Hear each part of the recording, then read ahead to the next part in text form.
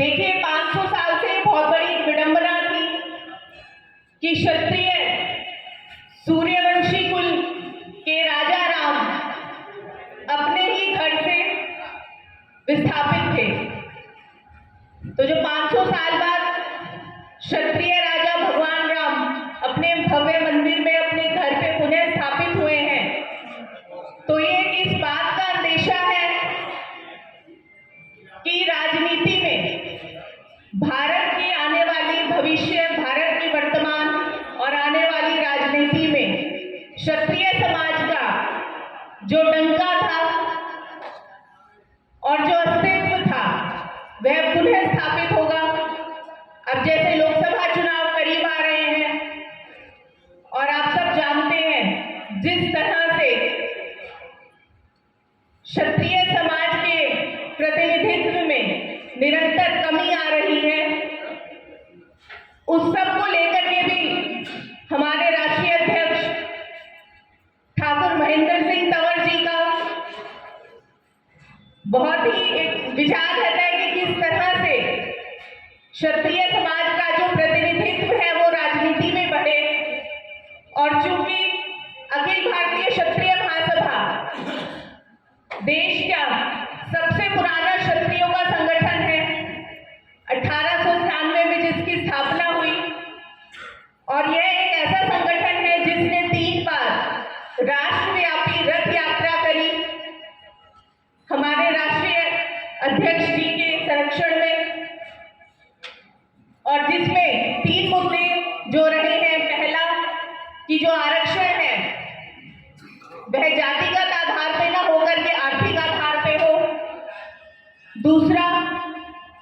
हमारे इतिहास के साथ जो छेड़छाड़ हो रही है, जिसमें बहुत ही राजनीतिक पार्टियों का भी अपनी वोट बैंक की राजनीति के लिए एक इतिहास विकृतीकरण जो क्षत्रियों के साथ हो रहा है, वो भी एक बहुत बड़ा मुद्दा है। तीसरा, सामाजिक समरसता। और मुझे ये भी बताते हुए बहुत गर्व हो रहा है कि अखिल भारतीय क्षत्रिय महासभा ही पूरे देश की एक ऐसी महासभा है, ना सिर्फ क्षत्रियों में बल्कि सभी जातियों में, जिसने सामाजिक समरसता का मुद्दा उठाया है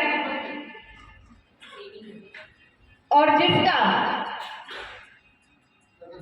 ये मुद्दा उठाने का जो कारण है वो हमारे राष्ट्रीय अध्यक्ष महेंद्र सिंह तंवर जी हैं। तो मैं आप सबसे प्रार्थना करूंगी कि आप उनके सम्मान में तालियों की गड़गड़ाहट से आप उनका सम्मान करें कि ये एक ऐसी शख्सियत है जो इस उम्र में भी 3 बार कश्मीर से लेकर के कन्याकुमारी से वापस कश्मीर तक जिन्होंने रथ यात्रा करी। कोई निजी स्वार्थ नहीं, स्वार्थ सिर्फ ये कि जो हमारा समाज है वो एकत्रित हो। और हमारे राष्ट्रीय अध्यक्ष जी की ही छत्र छाया में अखिल भारतीय क्षत्रिय महासभा एक ऐसा संगठन है जिसके अंदर सभी राजनीतिक पार्टियों के लोग नेशनल पैट्रन हैं, अध्यक्ष हैं, चाहे वो भाजपा हो, चाहे वो कांग्रेस हो, या वो शेर सिंह राणा जी की पार्टी हो या फिर कोई और। अखिल भारतीय क्षत्रिय महासभा ने देश के हर मुद्दे पर बढ़ चढ़ करके अपने समाज को आगे बढ़ाने के लिए जो भी सहयोग हो सकता था वो किया।